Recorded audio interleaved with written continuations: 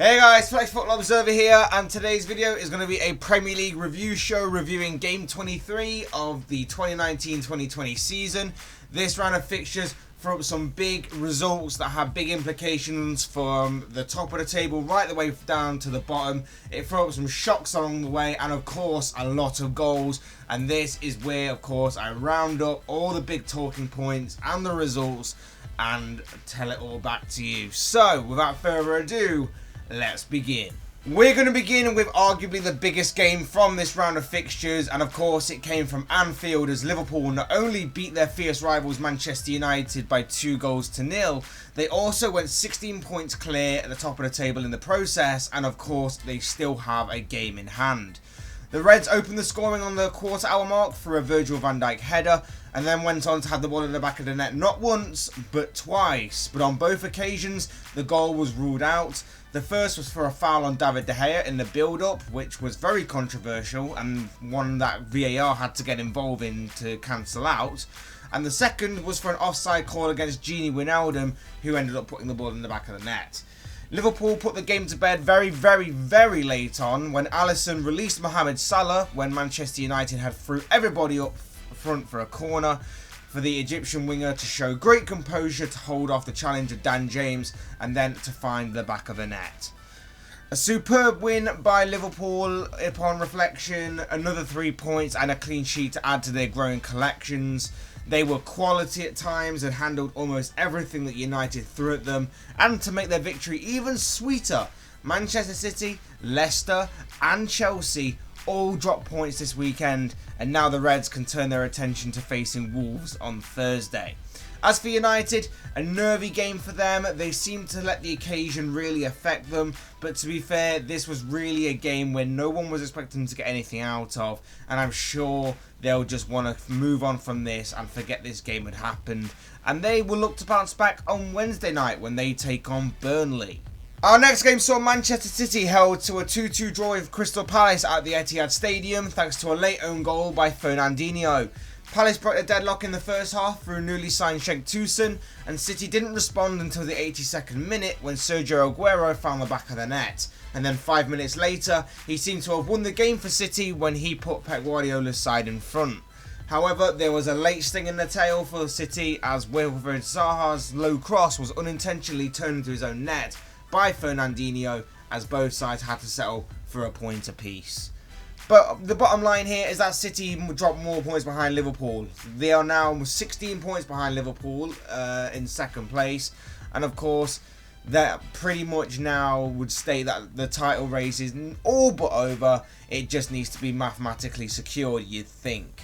City will now look to their next game, which is another tough fixture as they face an away trip to Sheffield United on Tuesday, while to Palace is a good point to pick up here. They still occupy 9th place, and to say that it was a difficult summer for Roy Hodgson in terms of big players wanting to leave or had left and not really recruiting anybody of genuine quality.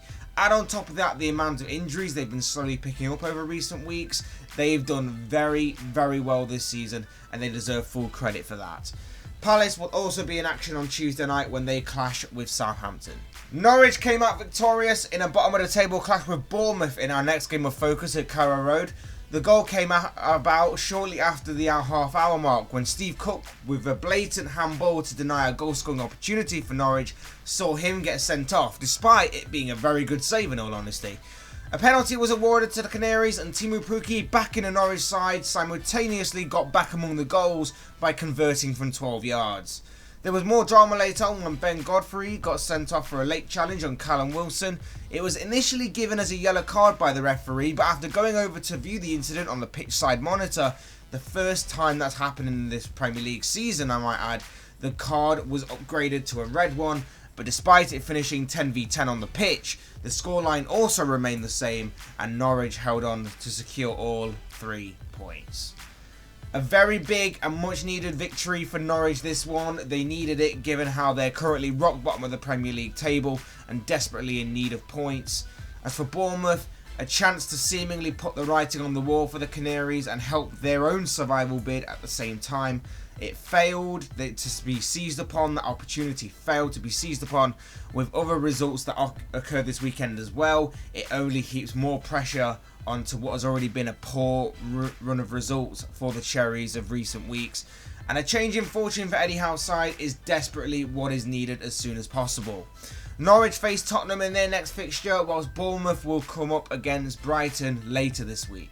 Our next game saw Burnley come back from a goal down to beat Leicester 2-1 at Turf Moor. Leicester took the lead in the first half through Harvey Barnes' strike, but then in the second half, Burnley equalised through Chris Wood. Leicester then had a golden opportunity to retake the lead from the penalty spot. However, Nick Pope managed to save from Jamie Vardy's spot kick, and ultimately that great chance came back to bite Leicester as Ashley Westwood went on to score the winning goal for Burnley as they ended their run of 4 games without a win. It's a big win for Burnley, this one, given how many of the teams around them dropped points this weekend. This win came as a bit of a surprise, but a welcome one for Sean Dyche and everyone associated with the Clarets. They have another tough test coming up on Wednesday night when they take on Manchester United. Whilst for Leicester, back-to-back defeats now, and they're in danger of undoing the incredible work that they put in at the beginning of the season with their current form of recent weeks. They'll be hoping to bounce back Wednesday night as well when they take on West Ham. A last gasp Isaac Hayden goal ensured a slightly surprising victory for Newcastle over Chelsea at St James's Park on Saturday evening. Newcastle had already rattled the post through Joe Linton in what was an early warning sign for the Blues, but from there it was Frank Lampard's side who had the better of the chances. However, in the dying embers of the game, Alan Saint-Maximin's cross was headed home by Hayden as Steve Bruce's side claimed all 3 points. Newcastle have been a weird side to look over this season. They're not creating too many chances on the whole, and defensively at times they can either be really good or really poor or all over the place. And their list of results show big inconsistencies, but they continue to pick up big results when it matters most, even if it means they don't play that well all round to get them. The Magpies face an away trip to Everton in their next league game. As for Chelsea, a poor performance and poor results all round. They're fortunate in the sense that neither Manchester United didn't pick up any points, so the gap between 4th and 5th remains the same. But they will be looking to bounce back in their next game, which is a huge game because, of course, it is that London derby against Arsenal that they have to contend with later this week. A late John Fletch goal rescued a point for Sheffield United as they drew 1-1 with Arsenal at the Emirates Stadium. Gabriel Martinelli opened the scoring for the Gunners on the stroke of half-time, and the Blades didn't manage to respond until the 83rd minute when Fleck drilled his shot past Bernd Leno to make both sides leave with a point apiece. United keep up their good away record this season going, and whilst Arsenal can again either see this as 2 points dropped, or given the circumstances of everything that's preceded this game, a point gained. Only Gunners fans will be able to really say which one of those two scenarios it is. Arsenal will now turn their attention to another big game in the form of a London derby against Chelsea next time out, while Sheffield United have a big game themselves when they host Manchester City. Next, West Ham and Everton were forced to settle for a point apiece at the London Stadium following a 1-1 draw. Issa Diop opened the scoring for the Hammers 5 minutes before half-time before Dominic Calvert-Lewin's close-range header on the stroke of half-time equalised for the Toffees. Neither side could go on to find the winner in the second half, so both were forced to add a point to each to their points tallies for the season. Everton's season continues to lie in mid-table. Under Ancelotti, they'll continue to pick up points here and there, but with the squad they have and with the other teams around them, I can't imagine they'll move too far up or down from that position they're currently in. The Toffees will host Newcastle in their next game. As for the Hammers though, not a terrible point to pick up here, but nothing to get too excited about either. Wonder if they'll be looking to strengthen in this January transfer window just to give them something extra to ensure that they don't go down into the relegation zone further along the line. On paper, they should be safe, but a lot can happen between now and the end of the season, of course. The Hammers will now face a tough test in their next fixture, which is against Leicester City on Wednesday night. Next, we saw Wolves perform a stunning comeback from 2 goals down to beat Southampton 3-2 at St Mary's. Jan Bednarik put the Saints ahead on the quarter-hour mark, and 20 minutes later, Shane Long's header doubled the home side's lead. However, 8 minutes after the interval, Pedro Neto's strike sparked the Wolves' fight back. By the 65th minute, Wolves had equalised from the penalty spot through Raul Jimenez after Johnny was brought down in the penalty area by a combination of Jack Stevens and Cedric Suarez, a decision which was initially waved away by the on-field referee until VAR interfered and overturned the decision. 10 minutes later, Wolves went ahead and scored what turned out to be the winning goal, with Jimenez scoring his second of the afternoon in what was an incredible comeback and a result that means Wolves go up to sixth, level on points with 5th place Manchester United. Well, what a comeback this was. For the second time in a number of weeks, Wolves have done it again, coming back from a 2-goal deficit to go on and win the game 3-2. I'm obviously there making reference to the 3-2 victory Wolves put together a few weeks ago against Manchester City. As mentioned, level on points now with 5th place Manchester United, and they are hunting down top 4 and 4th place Chelsea in particular. In order to do that, Wolves' next game, they'll be looking to back-to-back wins when they take on league leaders Liverpool on Thursday at home. Whilst for Southampton, a bit of a knockback down to earth for them following their 5-game unbeaten run as it comes to an end. But with some favourable fixtures on the horizon, it isn't the end of the world for them. The Saints will look to bounce back from this defeat against Crystal Palace on Tuesday night. In the penultimate game on this list, Brighton and Aston Villa were forced to share the spoils following a 1-1 draw at the Amex Stadium. Leandro Trossard drew first blood for the Seagulls with his strike that beat Villa debutant goalkeeper Pepe Reina. And with 15 minutes to go though, Villa did manage to equalise through Jack Grealish, who fired home a very well taken goal to secure a point for both sides to go towards their Premier League survival bids. A point that doesn't do anything special for either side. This was a chance for one of these two sides to take advantage over the other, and given how results went for sides around them this weekend, it could have been a big statement if one of these sides had found a winning goal.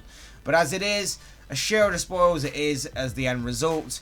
Both sides will be in action again Tuesday night, with Brighton going up against another relegation candidate in Bournemouth, whilst Villa will host in-form Watford. And finally, we come to a goalless draw that played out between Watford and Tottenham at Vicarage Road. The main talking points came in the second half when Troy Deeney had a golden opportunity from the penalty spot to put the home side ahead, after Jan Vertonghen was seen to have handled the ball in the penalty area. However, the striker's spot kick was saved by Spurs goalkeeper Paulo Gazzaniga, and Eric Lamela at the other end also had an opportunity to put Spurs ahead. He was literally millimetres away from finding the winning goal late on in the game when his goal-bound effort, was cleared off the line by debutant Ignacio Pichetto, as both sides came away from this game with a point. A good performance from Watford overall. The organisation and discipline has been restored to this team, all thanks to Nigel Pearson, and they should now continue this form, you'd think, and survive another season within England's top flight division going forward. They now turn their attention to facing Aston Villa on Tuesday night, but as for Tottenham, another poor performance, and that now makes it 3 consecutive Premier League games without scoring. The transfer market is still open, and without Harry Kane, they seriously need to be considering investment more in a striker, if anything, if they want any hope of qualifying for any sort of European football for next season. Tottenham face Norwich on Wednesday night in their next game.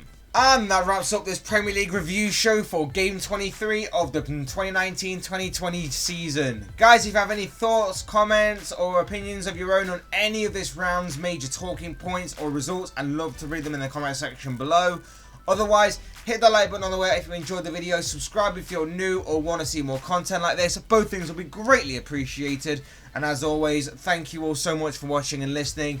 I've been Fletch, the Football Observer. This has been another Premier League review show, and I will see and speak with you all again soon in another video.